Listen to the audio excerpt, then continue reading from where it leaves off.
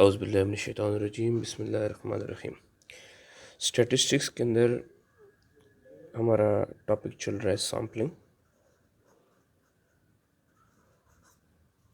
और सैम्पलिंग के अंदर आज जो हमने चीज़ देखनी है वो देखनी है sampling distribution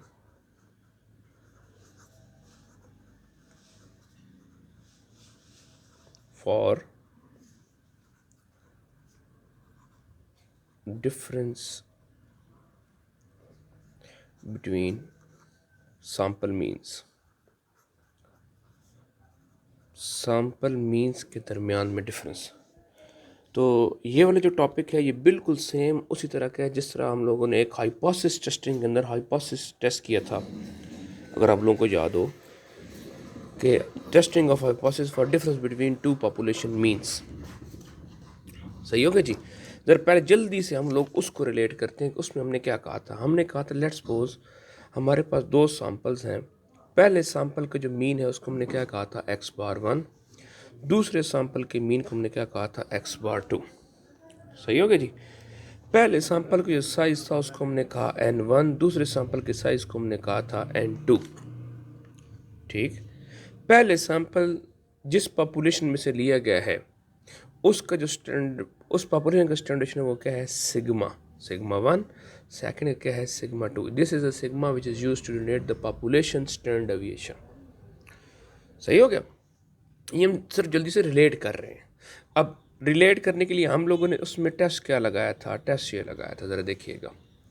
x bar 1 minus x bar 2, ये वो स्टैटिस्टिक है जिसको हम टेस्ट कर रहे हैं। माइनस सर जिसकी बुनियाद पर टेस्ट कर रहे हैं, माइनस μ1 माइनस μ2, ये वो पॉपुलेशन पैरामीटर है जिसको टेस्ट करना है, इसकी बुनियाद पर टेस्ट करना है। Divided by sigma 1 square over n1 plus sigma 2 square over n2। अब ये कहाँ से आ गया, इसको ज़रा जल्दी से रिलेट कर लेते हैं। लास्ट टॉपिक के अंदर सैम्पलिंग के लास्ट टॉपिक में और इस तरह हाइपोथेसिस टेस्टिंग में जो इससे पिछला टॉपिक है उसका, ये दोनों एडजस्टिंग टॉपिक हैं दोनों। मतलब ये वाला फार्मूला सैम्पलिंग में भी हाइपोथेसिस टेस्टिंग में भी, और इससे जो पीछे भी बताने लगा हूँ वो सैम्पलिंग में भी हाइपोथेसिस में एडजस्टेंट है बिल्कुल। अब उसमें क्या हुआ था ज़रा देखें। फॉर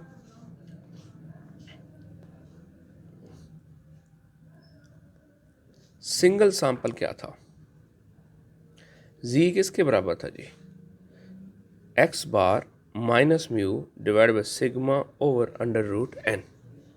याद आई बात कि नहीं आई? ठीक, और इस चीज़ को हम यूं भी लिख सकते हैं, x bar minus mu, sigma को अगर मैं लिख लूँ सिग्मा स्क्वायर ओवर एन सारे का स्क्वायर रूट तो भी ठीक है, क्योंकि देखें ये स्क्वायर इस रूट से कट जाएगा तो सिग्मा ही बच जाएगा। अच्छा, अब जब एक था तो ये है, अब अगर दो का डिफरेंस हो तो फिर जी क्या बन जाएगा, शाबाश। इस एक्स बार की जगह क्या आ जाएगा, x bar 1 minus x bar 2। इस म्यू की जगह क्या आ जाएगा, म्यू 1 माइनस म्यू 2। इस सिग्मा की जगह क्या आ जाएगा, sigma 1 square over n 1 plus sigma 2 square over n 2 square the root. हुई कि नहीं हुई बात? आगे चलते हैं। जब हमने ये चीज़ पढ़ी थी सैम्पलिंग के अंदर तो हमने इसका जेनेरिक फार्मूला ये बनाया था कि जो स्टैटिस्टिक है वो माइनस पैरामीटर वो divided by standard error of that statistic. सही है। अब यहां पे देखें, स्टैटिस्टिक क्या होती है, anything which is computed from the sample. Sample का मीन, सैंपल का वेरिएंस, सैंपल का स्टैंडर्ड डेविएशन। पैरामीटर क्या होता है, पॉपुलेशन में से कैलकुलेट की जाए, पॉपुलेशन का मीन, पॉपुलेशन का वेरिएंस, पॉपुलेशन का स्टैंडर्ड डेविएशन, पॉपुलेशन का प्रोपोर्शन, पॉपुलेशन का correlation coefficient, regression coefficient, etcetera etcetera.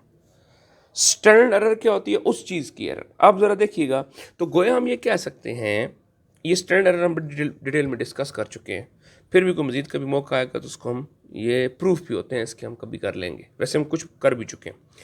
ये देखें, ये हमारे पास क्या है, एक्स बार सैंपल मीन। तो सैंपल इसकी स्टैंडर्ड एरर क्या थी, ये थी। तो गोया ये जो sigma over under root n है, ये बेसिकली क्या है, ये standard error of sample means है। और इसको हम सैम्पलिंग में क्या शो करते हैं, सिग्मा स्टैंडर्ड डेविएशन या स्टैंडर्ड एरर किसकी, मीन की स्टैंडर्ड एरर। जो मतलब देखना, जो डेटा की एरर होती है स्टैंडर्ड डेविएशन है, और जो मीन की स्टैंडर्ड डेविएशन है स्टैंडर्ड एरर है। आई बात। तो अब इसी वजन पे जरा इस पे आए, यहां पे क्या है, x bar one minus x bar two, ये स्टैटिस्टिक है। तो उसकी फिर स्टैंडर्ड एरर क्या होगी, ये होगी। तो गोया मैं ये कह सकता हूं कि sigma one square over n one plus sigma two square over n two square the root, ये क्या है, स्टैंडर्ड एरर है of difference between sample means. ये क्या है जी, डिफरेंस बिटवीन सैंपल मीन की क्या है, स्टैंडर्ड एरर है। आ रही बात समझ नहीं है, मतलब डिफरेंस बिटवीन मीन के डिफरेंस का स्टैंडर्ड डेविएशन ये चीज है। तो इसको मैं फिर यूं भी लिख सकता हूं, x bar one minus x bar two. जिस तरह यहां पे सिग्मा एक्स बार आ गया था ना, तो यहां पे क्या बन जाएगा, x bar sigma x bar one minus x bar two.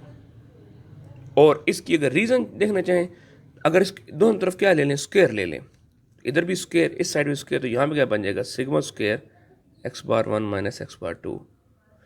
ये क्या हो जाएगा, sigma one square over n one plus sigma two square over. और ये निकला कहां से है, ये निकला इससे है कि अगर मैं ये वेरिएंस बन गया कि नहीं बन गया, क्यों जी, उस स्टैंडर्ड का स्क्वायर वेरिएंस होता है ना।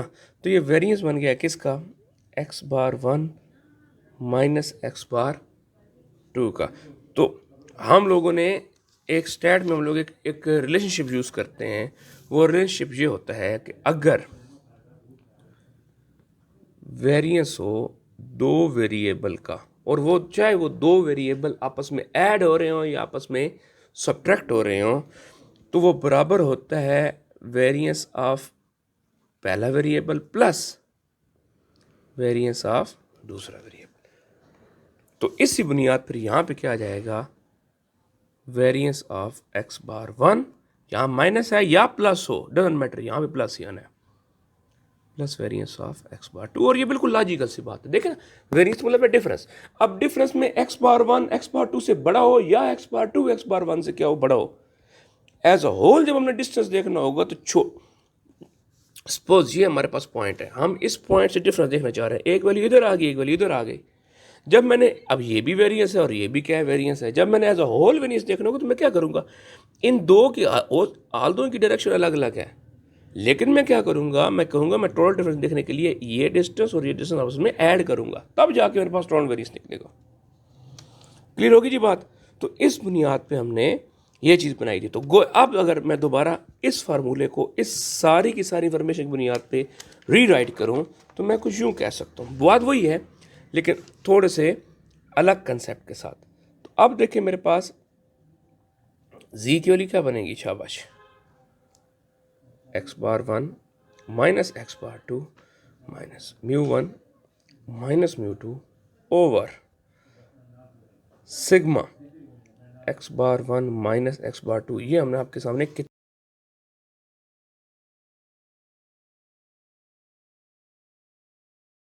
चलें जी, आगे चलते हैं जी। ओके जी, मैं आपको बता रहा था कि मैंने रेफरेंस के तौर पर बीएससी की बुक ली है स्टैटिस्टिक्स की, ठीक है। आप इसकी जगह कोई और एक बड़ी मशहूर किताब है, नवीदी की बुक है, बड़ी अच्छी है स्टैटिस्टिक्स के लिए, विलियम नवीदी की बुक है, वो भी बड़ी उसमें क्वेश्चन बड़े अच्छे बने हुए हैं, वो आप ले सकते हैं।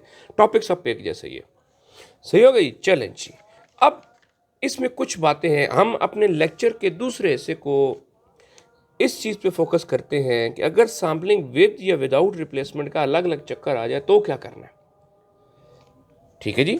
अगर सैम्पलिंग विद रिप्लेसमेंट होगी तो क्या करना होगा, और सैम्पलिंग विदाउट रिप्लेसमेंट होगी तो क्या करना होगा। लिखिए जी, sampling with replacement and sampling without replacement. देखिए जी, अगर आपको सैंपल लेने के मुतालिक कोई बात ना बताए कि हमने सैंपल्स कैसे लिए कैसे नहीं लिए, अगर आपसे इस किस्म की कोई डिस्कशन ना करे, या आपको ये इसके बारे में आपको वो कोई बात ना बताए कि पॉपुलेशन का साइज बड़ा है या छोटा है, तो हम यहां पर दो बातें मान लेंगे। एक, हम ये मान लेंगे कि सैम्पलिंग विद रिप्लेसमेंट है। कौन सी जी? सैम्पलिंग विद रिप्लेसमेंट है। और सेकंड, अगर हमें पॉपुलेशन साइज के मतलब कोई बात नहीं मानेगा तो हम कहेंगे इन्फिनिट ना हो, लेकिन ये इन्फिनिट के नजदीक तरीन है। तो अगर ऐसा हो तो फिर हमने हमेशा ये जो पीछे प्रोसीजर पड़ा है पूरे पूरा यही हमने लगाना है। देखें, सैम्पलिंग विद और सैम्पलिंग विदाउट रिप्लेसमेंट में फर्क सिर्फ किस चीज का होता है? करेक्शन फैक्टर का। किस चीज का फर्क होता है जी? ये करेक्शन फैक्टर क्या है अभी आपको बताता हूं मैं। सैम्पलिंग विद और विदाउट रिप्लेसमेंट में फर्क होता है आपके पास करेक्शन फैक्टर का। जरा सबसे पहले दोबारा बात पहले समझे, अगर हमें पॉपुलेशन साइज ना पता हो तो हम कहेंगे कि पॉपुलेशन साइज अगर नहीं पता तो ये अप्रोच कर रहा है नहीं, लेकिन इन्फिनिटी को अप्रोच कर रहा है, या इन्फिनिटी को अप्रोच ना भी करे, वेरी लार्ज है, बहुत बड़ा है। ठीक है जी। सो अगर ऐसा हो तो फिर according to central limit theorem, तो फिर क्या करना है? आपने इसको नॉर्मल ही मानना है एक, और सेकेंडली हमने क्या करना है? हमने ये देखना है, फिर सैंपल साइज देख लेना है। सैंपल साइज में तो पता है ना कि हमें अगर n ग्रेटर और इक्वल टू किसकी हो 30 हो तो क्या होता है? सैंपल साइज बड़ा होता है। तो फिर हम लोगों ने क्या कर लेना है जी? हमने इसके ऊपर विद रिप्लेसमेंट वाला सारा चक्कर ये पढ़ना है। सही हो गया? ये जो सैम्पलिंग विदाउट रिप्लेसमेंट है ये कब आएगी? देखिए मेरी बात सुने, अगर वो हमें क्लियर कट बता दे कि सैम्पलिंग क्या हो रही है विदाउट रिप्लेसमेंट, क्या बता दे? सैम्पलिंग क्या हो रही है विदाउट रिप्लेसमेंट, और हमें साथ में ये भी बताए कि पॉपुलेशन साइज जो है वो फिनाइट है, छोटा सा है, महदूद है। कितना महदूद है कि आपका जो सैंपल साइज है n, आपके सैंपल साइज है क्या है? n, अगर वो बड़ा हो किससे? 5% ऑफ पॉपुलेशन साइज से। किससे बड़ा हो? 5% ऑफ पॉपुलेशन साइज से। तो फिर हम क्या करेंगे? We will apply correction factor. फिर हम करेक्शन फैक्टर हम क्या करेंगे? अप्लाई करेंगे। लेकिन ये कब की कहानी है जी? जब पॉपुलेशन साइज क्या फिनाइट हो और बताया हुआ हो कि सैम्पलिंग विदाउट रिप्लेसमेंट है, और जो सैंपल साइज है वो पॉपुलेशन साइज के 5% से बड़ा हो, तो हम ये अप्लाई करेंगे। लेकिन अगर सैम्पलिंग विदाउट रिप्लेसमेंट ही रहे और पॉपुलेशन साइज भले फिनाइट ही हो, लेकिन जो आपका सैंपल साइज है वो लेस हो किससे? 5% ऑफ पॉपुलेशन साइज से, तो फिर भी इसको हमने यही काम करना होगा। मीन हम लोगों ने नो करेक्शन फैक्टर अप्लाई करना है, हमने कोई करेक्शन फैक्टर अप्लाई नहीं करना होगा। ठीक है, मैं बार बार बोल रहा हूं करेक्शन फैक्टर, मैं अभी बताता भी हूं क्या है करेक्शन फैक्टर। यहां तक कोई मसला है? ओके जी। तो जरा देखिएगा जी, अब इस सूरत में when correction factor is to be applied, जब हमने करेक्शन फैक्टर अप्लाई करना होगा तो क्या करना होगा?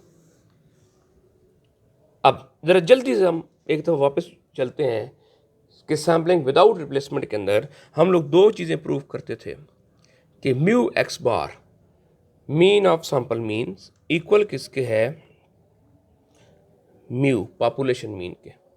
और दूसरी चीज हम क्या प्रूव करते थे कि वेरिएंस ऑफ सैंपल मीन्स बराबर किसके है? Variance of population divide by sample size into n-n over n-1। ये जो कैपिटल N है ये किसका साइज है? पॉपुलेशन साइज है, और जो स्मॉल एन है ये किसको शो कर रहा है, सैंपल साइज को शो कर रहा है। सही है कि नहीं सही? तो ये दो चीजें होंगी हमारे पास, ठीक है। अब ये जो हिस्सा था हमारे पास, that portion is called as correction factor. ये क्या कहलाता है? करेक्शन फैक्टर कहलाता है। अब अगर ये करेक्शन फैक्टर अप्लाई होना हो, मैं आपको बता चुका हूं कब अप्लाई होना है, दो शर्तें पूरी हो रही हो, सैम्पलिंग विदाउट रिप्लेसमेंट हो और आपका पॉपुलेशन साइज फिनाइट हो, इतना फिनाइट हो कि आपका सैंपल साइज पॉपुलेशन साइज के 5% से ग्रेटर हो, तो हमने ये अप्लाई करना है। अब जब अप्लाई करना होगा तो फिर हमारे पास देखें कहानी क्या बनेगी। देखिए सादा जी क्या था हमारे पास, शाबाश, x bar 1 minus x bar 2 minus mu 1 minus mu 2 over under the root sigma 1 square over n1 plus sigma 2 square over n2। यही है ना? तो ये देखें ना, ये देखें ना, सही है। अब जरा देखें सिंपल, यहां पे जरा हो क्या जाएगा, करेक्शन फैक्टर लग जाएगा n minus n1 over n minus 1, इस तरह n minus n1 over n minus 1। सो दे ये करेक्शन फैक्टर जी हमारे पास अप्लाई होता है। सही हो गया जी। तो सैम्पलिंग विद रिप्लेसमेंट क्या है और सैम्पलिंग विदाउट रिप्लेसमेंट क्या है, ये सारी बातें बता दी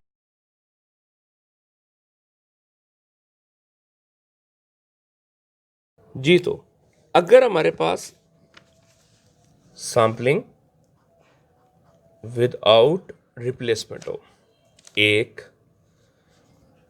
और जो हमारे पास सैंपल साइज है वो लेस हो किससे, 5% ऑफ पॉपुलेशन साइज से, तो फिर हम करेक्शन फैक्टर अप्लाई नहीं करेंगे। तो फिर भी हमारे पास जी क्या बन जाएगा, यही x bar 1 minus x bar 2 minus mu 1 minus mu 2 over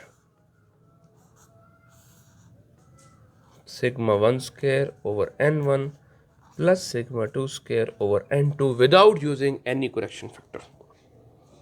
ठीक, तो थोड़ा सा हम आपको बुक से भी दिखा देते हैं कि आपकी किताब वाले क्या कर रहे हैं।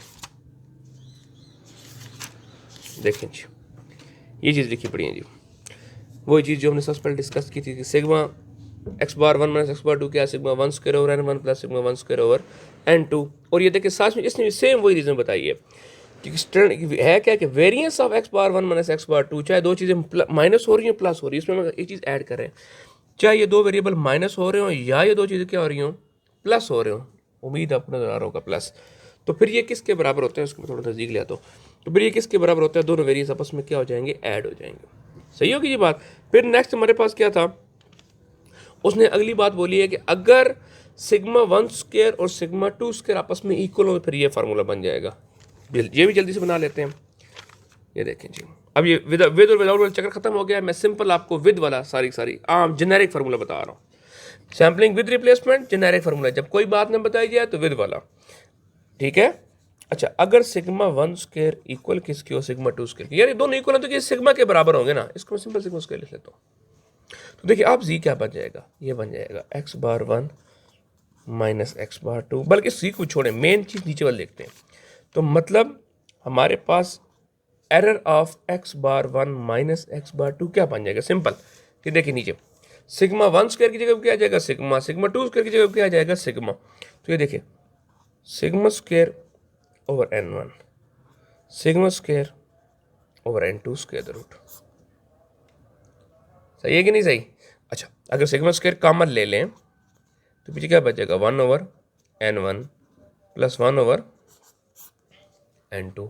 मजीद ये सिग्मा स्क्वायर को बाहर ले आए तो sigma into under root 1 over n1 plus 1 over n2। ये देख लें, ये चीज़ लिखी हुई है यहाँ पर, ठीक है। अच्छा, अगर n1 इक्वल टू n2 हो तो फिर ये फार्मूला बन जाएगा। देखिए यहाँ भी n लग जाएगा, यहाँ भी क्या लग जाएगा, n लग जाएगा। तो 1 ओवर n तो क्या बन जाएगा 2 over n into sigma square, तो ये बन जाएगा। यहाँ देख रहे अंदर क्या बन जाएगा 2 डिवाइड बाय n, और बाहर क्या आ जाएगा सिग्मा, इसको अंदर ले जाए तो sigma square into 2 over n square root, या 2 sigma square over n square root बन जाएगा। सही हो गया। नेक्स्ट वो जी विदाउट रिप्लेसमेंट ये होगा। अच्छा जी, तीसरी इसमें जो बात है वो है कि शेप ऑफ द डिस्ट्रीब्यूशन, ये सबसे इंपॉर्टेंट बात आ गई है। जो एक दफ़ा हमने नाम लिया सेंट्रल लिमिट थ्योरम का, फिर हम एकदम चुप कर रहे हैं जैसे पता नहीं क्या होने वाला है, तो इस वजह से चुप करके अब ज़रा देखते हैं। अगर पॉपुलेशन नॉर्मली डिस्ट्रीब्यूटेड है, अगर क्या है जी पॉपुलेशन जिसमें से सैंपल निकाल रहे हैं वो नॉर्मली डिस्ट्रीब्यूटेड हैं, तो फिर सैंपल साइज जो मर्जी हो, सैंपलिंग डिस्ट्रीब्यूशन नॉर्मल ही होगी। दोबारा, अगर पॉपुलेशन नॉर्मल है, ये अगर पॉपुलेशन क्या है नॉर्मल है, तो फिर सैंपलिंग डिस्ट्रीब्यूशन भी नॉर्मल ही होगी, चाहे n ग्रेटर देन 30 हो चाहे n लेस देन 30 को ध्यान लगाते हैं। ठीक हो गया। नाउ दूसरा केस कि अगर हमारे पास पॉपुलेशन जिसमें सैंपल निकाल रहे हैं वो नॉर्मल ना हो, या हमें पता ही ना हो कि वो नॉर्मल है या नहीं है, या वो क्या हो अननोन, वो किसको फॉलो करती है? या कंफर्म पता है कि नॉर्मल नहीं है, या ये पता हो कि वो हमें नहीं पता, अननोन है। तो फिर क्या होगा? फिर डिपेंड करेगा सैंपल साइज के ऊपर। किस पे डिपेंड करेगा? सैंपल साइज के ऊपर। अगर सैंपल साइज लार्ज हुआ, अगर सैंपल साइज क्या हुआ? लार्ज हुआ, तो फिर जो आपकी सैंपलिंग डिस्ट्रीब्यूशन है वो नॉर्मल को फॉलो करेगी। ठीक। और अगर सैंपल साइज लार्ज ना हुआ तो फिर जो पॉपुलेशन की डिस्ट्रीब्यूशन है वही होगी, या अननोन है तो अननोन होगी। ये सेंट्रल लिमिट थ्योरम कहता है। सेंट्रल लिमिट थ्योरम क्या कहता है? If the distribution of the population is unknown, कि पॉपुलेशन किस डिस्ट्रीब्यूशन को फॉलो करता है? अननोन हो, मीन उसकी नॉर्मेलिटी अननोन हो, या ये पता हो कि it does not follow the normal, तो फिर हम उस सूरत में क्या करते होते हैं? हम उस सूरत में देखते हैं सैंपल साइज को। If sample size are fairly large the sample distribution will follow normal distribution. फिर किसको फॉलो करेंगे? नॉर्मल डिस्ट्रीब्यूशन फॉलो करेंगे। और अगर सैंपल जिस पॉपुलेशन में से लिए गए हैं सैंपल वो कंफर्म हो नॉर्मल है, फिर तो झगड़ा ही कोई नहीं है, फिर चाहे जो मर्जी सैंपल साइज हो, क्या होगा? नॉर्मल ही होगा। नॉर्मल डिस्ट्रीब्यूशन क्या होती है? एक लफ्ज में क्या होती है जी? ऐसी डिस्ट्रीब्यूशन जिसका जो सिमेट्रिकल हो, जिसका मीन क्या हो? 0, जिसका वेरिएंस कितना हो? 1। एक ठीक होगा जी। तो ये इस टॉपिक की थ्योरी हमारे पास कंप्लीट हो गई है विद ऑल द डेरिवेशन। अब हम इसको आपको अगले लेक्चर के अंदर इसका एक प्रैक्टिस न्यूमेरिकल करा देंगे, और अल्लाह खैर सलाह, आपको साथ में एक्सरसाइज से क्वेश्चन बता देंगे कौन कौन से आपने करने हैं। तब तक के लिए अल्लाह हाफिज़।